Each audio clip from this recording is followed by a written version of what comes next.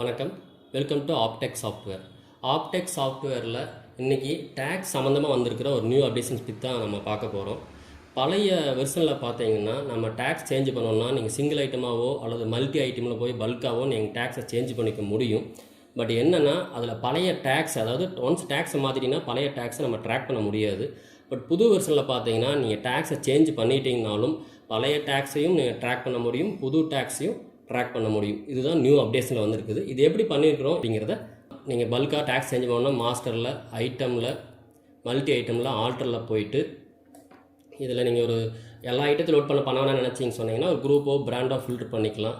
இல்லை ஒரு tax particular tax மட்டும் தான் மாற்ற போகிறீங்க, 28 to 18 மட்டும் தான் மாற்ற போகிறீங்கன்னா அட்வான்ஸ் ஃபில்டரில் போயிட்டு இப்போ ஜிஎஸ்டி சேல்ஸ் இருக்கு இல்லைங்களா, அந்த இடத்துல 28% அப்படின்னு கொடுத்துட்டு லோடு கொடுத்தீங்கன்னு சொன்னால் அந்த 20% மட்டும் ஐட்டம் லோட் ஆகும். 28 இல்லைங்கிறனால இப்போ 18 ஒரு எக்ஸாம்பிளுக்கு 18 கொடுத்துட்டு லோடு கொடுத்தீங்கன்னா 18 மட்டும் லோட் ஆகும். இப்போ 18% நீங்கள் 5% மாற்றணும் அப்படின்னு நினச்சிங்கன்னா இந்த இடத்துல இருக்கு இல்லைங்களா, ஜிஎஸ்டி சேலுங்க இருக்கு இல்லைங்களா, அந்த இடத்துல போயிட்டு 5% ஜிஎஸ்டி அப்படின்னு மாற்றிட்டு அந்த இடத்துல கிளிக் பண்ணிவிட்டு திரும்பவும் பேஸ்ட் அப்படின்னு கிளிக் பண்ணிங்கன்னா கீழே இருக்கிற எல்லா ஐட்டம் மாறிக்கும். சேம் அதே மாதிரி தான் இதுலேயும் டேக்ஸ் மாற்றிட்டு பேஸ்ட்டு கொடுத்துடணும். இதுலேயும் வந்துட்டு 5%ங்கிறத மாற்றிட்டு அந்த இடத்துல கிளிக் பண்ணி பேஸ்ட்டு கொடுக்கணும். பேஸ்ட்டு கொடுத்தீங்கன்னா இப்போ எல்லா ஐட்டம் மாறிடும். இப்போ போய் கீழே சேவ் பட்டன் கிளிக் பண்ணிங்கன்னா இந்த ஐட்டம் எல்லாம் பர்மனெண்ட்டாக டேக்ஸ் மாறிடும். இப்போது நம்ம டேக்ஸ் மாற்றினதுக்கப்புறம் நீங்கள் இந்த மாதிரி நம்ம 28லேருந்து 18க்கு மாற்றின ஐட்டம் மட்டும் நம்ம எவ்வளோ ஸ்டாக் இருக்குது அப்படின்னு எப்படி பார்க்குறது அப்படின்னு சொன்னால் சேம் ரிப்போர்ட்டில், ஸ்டாக் ரிப்போர்ட்டில் ஐட்டம் வைஸில் போயிட்டு இங்கே வந்து புதுசாக இப்போ ஓல்டு ஜிஎஸ்டி ஒரு ஆப்ஷன் புதுசாக கொடுத்துருக்குறோம். இது ஏற்கனவே இருந்திருக்காது பழைய வருஷனில். இப்போ ஜிஎஸ்டியில் இடத்துல போயிட்டாங்கன்னா 18, ஓல்டு டேக்ஸ் எவ்வளவு 28 அப்படின்னு கொடுத்து லோடு கொடுத்தீங்கன்னா ஓல்டு டேக்ஸ் வந்து 28லேருந்து எதெல்லாம் 18க்கு மாறிச்சோ அந்த ஐட்டம்ஸ் மட்டும் லோட் ஆகும். அதை மட்டும் நீங்கள் ஸ்டாக்கை பார்த்துக்கலாம். இப்போ உங்களுக்கு வந்துட்டு டேக்ஸ் சேஞ்ச் பண்ணதுக்கப்புறம் ஒரு வேளை வந்து நீங்கள் ரேட்டையே ரிவைஸ் பண்ணணும் அந்த டேக்ஸை தகுந்த மாதிரி நினச்சிங்கன்னா அதை பல்காக சேஞ்ச் பண்ணிக்கலாம். நீங்கள் வந்து ஒவ்வொரு ஐட்டமாக போயிட்டு எடிட் பண்ணி ரேட்டை ரிவைஸ் பண்ண அவசியம் இல்லை. பல்காக வந்து இப்போ 28லேருந்து எதெல்லாம் 18 மாற்றிருக்கீங்களோ அதுக்கு மட்டும் ஒரு 10% ரேட்டை ரிவைஸ் பண்ண நினச்சிங்கன்னா அதை போய் ஒரே ஷார்ட்டில் நம்ம பல்காக வந்து டேக்ஸை ரிவைஸ் பண்ணிக்க முடியும். அதை எப்படின்னு பார்க்கலாம்.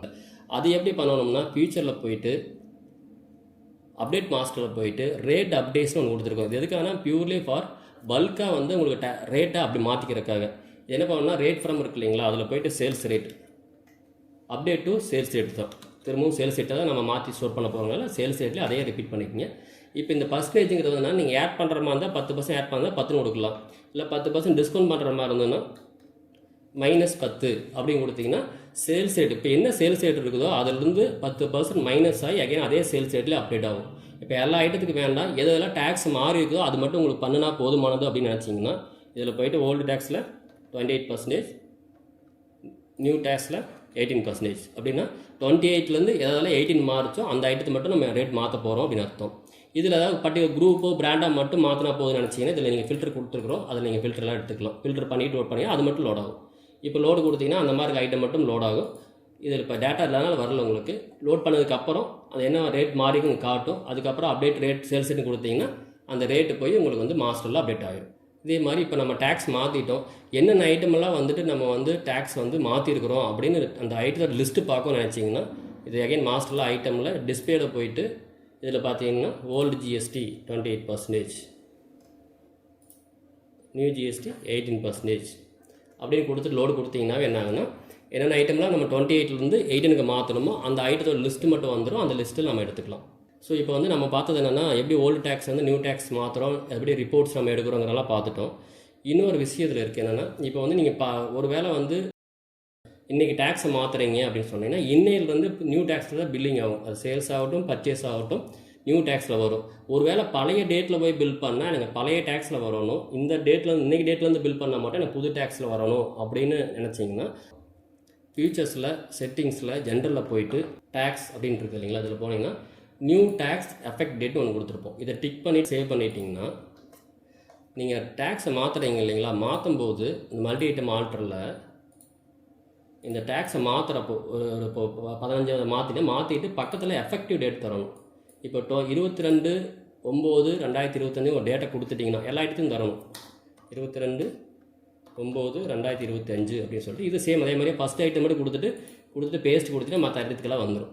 இந்த மாதிரி டேட்டை கொடுத்துட்டிங்கன்னா இந்த ஐட்டத்துக்கு நீங்கள் பில் பண்ணும்போது 22/9/2025 மட்டும் நீங்கள் மாற்றின நியூ டேக்ஸ் வரும். அதுக்கு முன்னாடி டேட்டில் போய் நீங்கள் சேல்ஸ் போட்டிங்கனாவோ அல்லது பர்ச்சேஸ் போட்டிங்கனாவோ பழைய டேக்ஸ் என்ன இருந்ததோ அது பழைய டேக்ஸ் 28 இருந்ததுன்னா 28 வரும்.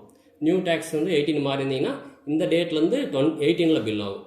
பட் சேல்ஸ் ரிட்டர்ன் பர்ச்சேஸ் ரிட்டனுக்கு வந்து என்னென்னா நீங்கள் அந்த பில் நம்பர் கொடுத்தீங்கன்னா அது என்ன டேக்ஸில் பில் பண்ணியிருந்தீங்களோ அது தகுந்த மாதிரி வந்துக்கும். ஸோ சேல்ஸ் ரிட்டர்ன் மட்டும் நீங்கள் பில் நம்பர் அடித்து பழைய பில்லாக இருந்ததுன்னா பழைய டேக்ஸில் வர்றக்கும் நியூ டேக்ஸில் வர்றக்கும் பில் நம்பர் கொடுத்து போட்டுக்கணும். சேல்ஸ் பர்ச்சேஸ்க்கு வந்து நீங்கள் இந்த மாதிரி மெயின்டைன் பண்ணிக்க முடியும். இந்த அப்டேஷன் வந்துட்டு உங்களுக்கு வந்து ரொம்ப யூஸ்ஃபுல்லாக இருக்கும்னு நம்புகிறேன். இந்த அப்டேஷன் உங்களுக்கு இமீடியட்டாக வேணும்னு சொன்னால் ஆப்போசிட்டாக கால் புக்கிங் நம்பர் 9842220767 சாஃப்ட்வேரில் கீழே நமக்கு அந்த நம்பர் கொடுத்துருக்குறோம். அந்த நம்பருக்கு கால் பண்ணி இந்த அப்டேஷன்ஸை நீங்கள் வாங்கிக்கலாம்.